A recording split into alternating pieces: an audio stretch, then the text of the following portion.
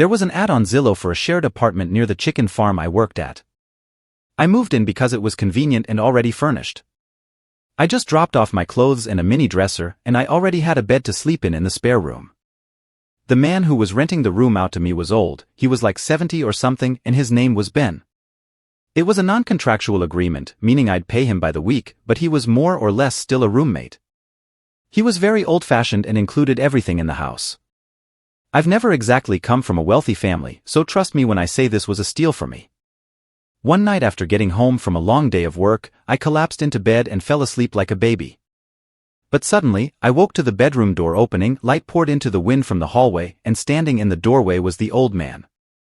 Then, with his hand on the doorknob, he said in his deep, hoarse voice, "Stay out of the basement." He said he knew I went down there. I defended myself and assured him I didn't, because I actually didn't. He shut the door, and I heard him walk downstairs. I sat there, thinking, this guy must be unstable or something. The next day, I was off from work.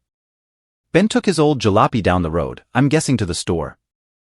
While I was alone, I stared at the basement door. I knew it was the basement door because I'd seen him go down there before. I went to open it, just to peek downstairs, but obviously, it was pitch black down there. I would have never been compelled to go down there if it weren't for his bizarre remark about not going down there, but I figured he wasn't gonna be home anytime soon, so I continued down. I found the light switch at the bottom step. For some reason, it was for the most part a normal basement so far, but there was a door in the corner. Behind that door was something unimaginable. The door was very hard to open because there was some rubber concealer under the door, I'm guessing to keep that awful smell out of the rest of the basement and house. The inside of this little room was a nightmare. Bloodstains on the concrete floor, black bags stacked in the corner of the room stretched long enough to be carrying bodies or body parts, and the smell of rotting life. I had to refrain from puking right there. I noticed the camera hung in the top right corner of the room aimed down at some workbench. I took a quick picture of the room and hurried out of there. I went up to the spare bedroom, packed all of my clothes in a garbage bag, and heard the front door slam shut downstairs. He was back. I played it cool and greeted him from the upstairs hallway. He didn't respond. I heard him open the basement door and stomp downstairs. I saw that as my cue to sprint to my car. I made it to my car and, without looking back, drove away from there. I drove 15 miles back to my brother's farm and showed him the picture. He said I was an idiot for not calling the sheriff sooner, so I called 911 and told them to bring a search warrant to Ben's address and check the basement before he could clear it out. I made it clear I was simply his temporary roommate or tenant living with him and came across it. A few hours later, someone from the sheriff's department came to my brother's farm asking for my ID and some other information. I complied with them. They gave me the relieving news that Ben had been arrested. He was in the process of clearing any evidence from his basement, but he wasn't quick enough. The deputies didn't go into much detail about what exactly they found in those bags or anything else, but I don't think they were allowed to. They thanked me and went on their way. My brother let me stay with him for a few weeks till I was ready to get back out there and find another apartment.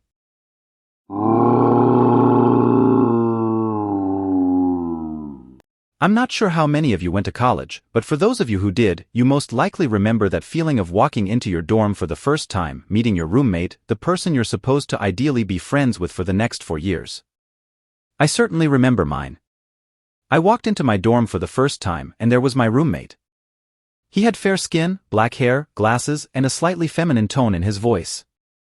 There was nothing wrong with any of that, but to me, he just immediately struck me as the gaming type, which was not exactly someone who I was going to vibe with easily. From the moment I shook his hand and he gave me a dead fish handshake, I was a little put off. I'll call him John for the purpose of this story.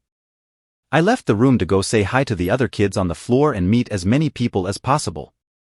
I instantly vibed with some of the other kids more than I did with John. Anyway, that first night consisted of a lot of unpacking and hanging around in the room, so I did try to get to know John a little bit. It wasn't that he was a mean person, it was just he didn't seem to really know how to converse.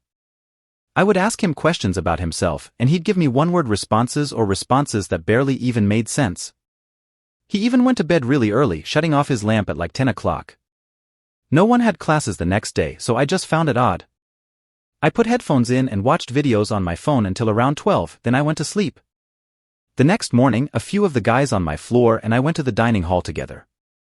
When I got back to my room, I noticed my duffel bag was moved. I looked at John and we're sitting on his bed. I went to go through my bag to see if anything was missing. I couldn't find what it was, but my bag just seemed lighter. I straight up accused John of going through my bag and he denied it with a very aggressive tone. What could I do though? I didn't have cameras in the room, so I couldn't prove it. The next night, I tried inviting John out with me and a couple of the other kids from the floor. He didn't want to go, claiming he was trying to stay on top of his work as soon as possible, so I went out, and when I got back, John was fast asleep. It was kind of late, so I just went straight to bed. It started to rain pretty heavily outside. A storm was in the forecast. I woke up in the middle of the night hearing thunder crashing. I was too comfortable and lazy to roll over and look outside, but even with my eyes closed, I was noticing the constant flashing from the lightning. If anything had actually helped put me back to sleep. The next morning, I woke up and my backpack was open and moved. I didn't accuse John this time. I decided I was going to stay up that night and wait, listen to what he was doing. So after a long rainy day, night came. As did the time for me to hit the hay.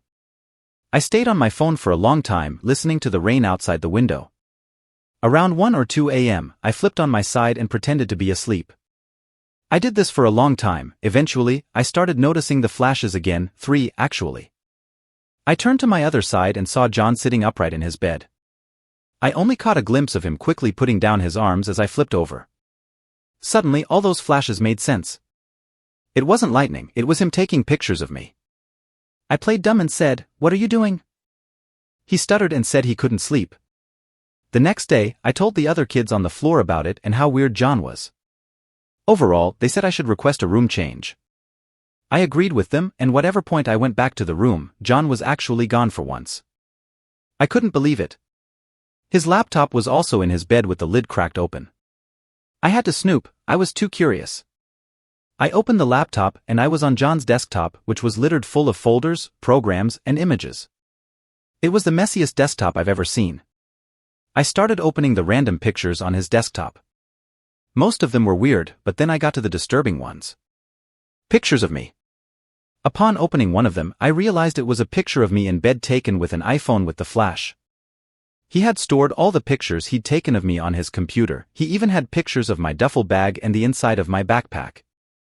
I took a video of the laptop screen and deleted every picture I could find from his computer and closed his laptop. I went straight to the hall that dealt with dorm life and showed them the video. I requested a new roommate immediately. I don't know how John was disciplined by the school, but I was going to be given a new room across campus the next day. However, on my last night with John, I couldn't sleep at all. I heard the springs under his mattress creaking as he got up from his bed at some odd hour in the night. Then silence. Silence until I heard a short, quiet exhale come from right above my bed. He was standing over my bed, I just knew it, but I was just simply too afraid to turn around. Less than a minute later, I heard the springs under his mattress again, and the rest of the night was silence. It was out first thing in the morning. My new roommate was like a breath of fresh air, a normal guy. It's a little creepy knowing that John Kid still has all those pictures of me sleeping on his phone. I don't know what his goal with those pictures were. I don't know why he just stood over my bed like that the last night I was there. I don't know why he went through my bags.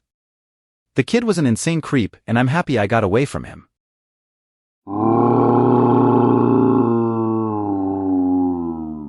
When I was 22, I got a job in New York City. Living in Jersey, however, there was no way I'd be able to do that commute daily, so moving was a necessity. Only thing, I didn't have a lot of money yet. So when I saw an ad on Craigslist for an available bedroom in an apartment in the Hell's Kitchen area for a really low price, I jumped on it. I took a ride to the city the next day to view the apartment, and the landlord gave me a quick tour of the place. The landlord himself seemed a bit socially awkward, but that didn't really matter at all. The place did come with a catch. I'd have a roommate, the landlord said. He's a very quiet to himself kind of person, which he said was good. My roommate's name would be Bren. The landlord knocked on Bren's door, asking if he'd like to come out and say hello. Bren didn't even answer. The landlord suggested he might be taking a nap, so we moved on to talking in the living room where I said I was interested in renting. I signed an application, and the next day the landlord called and offered me the room. So I moved in the next week. My dad helped me unload all my furniture into my little room. Something odd to note was that never once did this Bren character come out during all this commotion to at least say hi.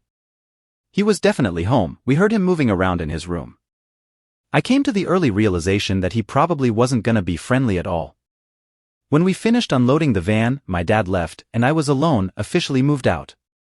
I sat in my bed and started watching Netflix on my laptop. Then I heard the door to Bren's room open and closed. This seemed like my chance to go out and say hi. It was his first time leaving his room. I got out of my bed, but before I could even get to my bedroom door, the front door to the apartment slammed shut.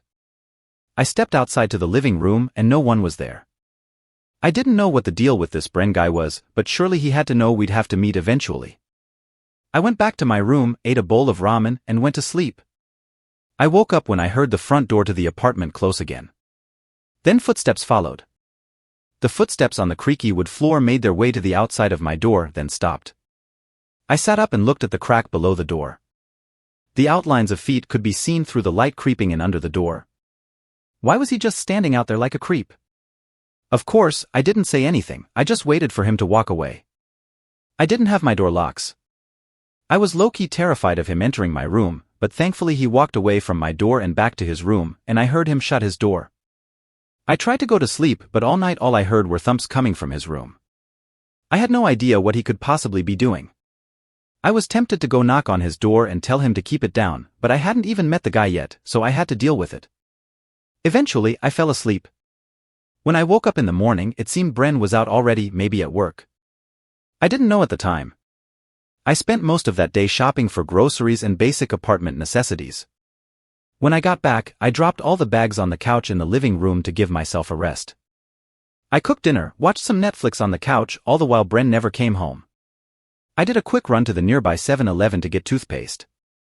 And when I got back, I noticed Bren's door was cracked open and the light was on. So I figured this was it, the moment for me to say hello. I went to his door, knocked slightly twice, and pushed the door open. What I found in there was shocking, or maybe I should say what I didn't find, him. The room was completely empty, not a single piece of furniture except for a single chair sitting in the corner of the room, the kind of chair you'd find in a high school classroom. My heart suddenly started racing and I started to shake. I turned off the light in that room and shut the door. This Bren person had been in the process of moving out. I went to my room, locked the door, and sat on my bed, suddenly getting a really bad headache. I took out my phone and decided to call the landlord to ask him what the hell was going on. After dialing his number, I put the phone to my ear and suddenly heard a loud ringing sound coming from my closet. I felt like my heart, which was already racing, was now in my stomach. The phone rang twice, then went to voicemail. I got out from the bed, ready to open the closet, but I stopped and realized that given that the phone rang twice, that means he had his phone and he declined the call. I had the sick realization that the landlord was likely in my closet and there never even was a Bren. I ran to the bathroom, locked myself in, and called the cops. They got to the apartment shortly and searched the whole apartment with me. Sure enough, we found the landlord hiding under my bed. I tried pressing charges for trespassing, trying to get myself out of the lease, but it turned out there never even was a lease. But dude wasn't even an actual landlord. He didn't even own the apartment. I didn't get the rest of the story, like how he got the keys in the first place. I had my dad come the next day to help me move all my stuff back home. I found another apartment the next week. It was a huge hassle going through the whole moving process again. I knew from the start the so-called landlord gave off bad vibes, but who would have ever imagined the events that were about to take place?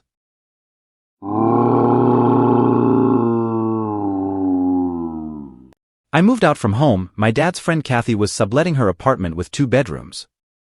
She said she'd give me a good deal, however, I'd have to share it with some older woman she found. She was tight on money, so I understood.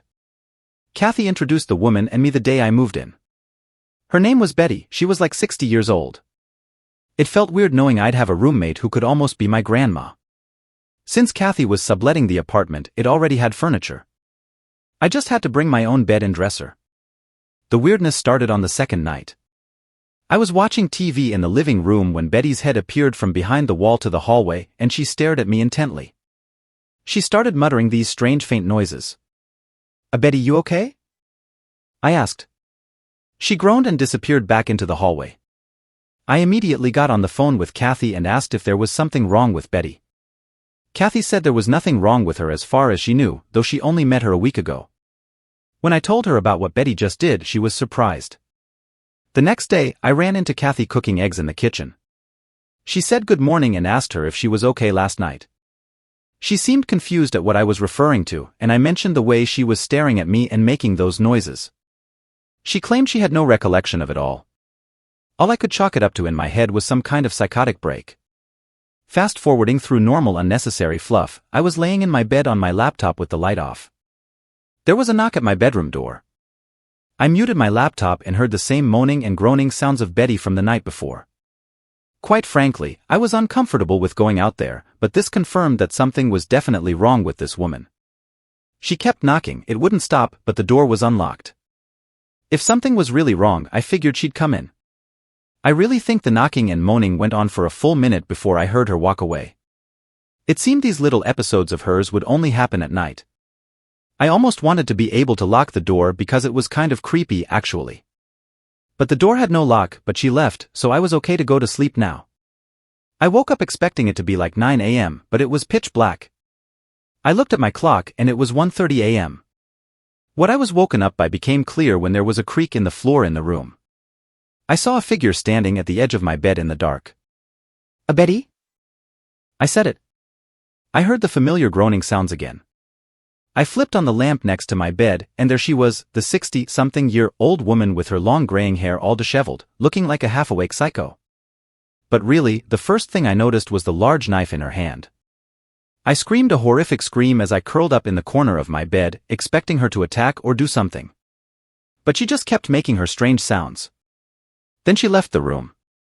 I ran to shut the door and block it with the dresser. I tried calling Kathy, but she was obviously asleep. I had to make it through the night. It was a long 6 hours before the sun came up. I called Kathy at 8 o'clock and explained everything. Then I told her she needed to evict Betty immediately. She couldn't believe it, but she still apologized and said she'd be over that day. Kathy came to speak to Betty. She couldn't just evict her right away without a notice though, and the eviction process takes months. So Kathy told me it was best if I just left the apartment and found somewhere else to live while she dealt with Betty. Betty apologized and said she had no recollection of any of the stuff happening. After Kathy and I did some research, we determined Betty most likely had a severe case of sundowning syndrome, which causes people to become confused or aggressive late in the day when the sun goes down. It's really terrifying knowing that in whatever confused state of mind she was in, she likely had the intention of coming into my room and stabbing me for whatever reason.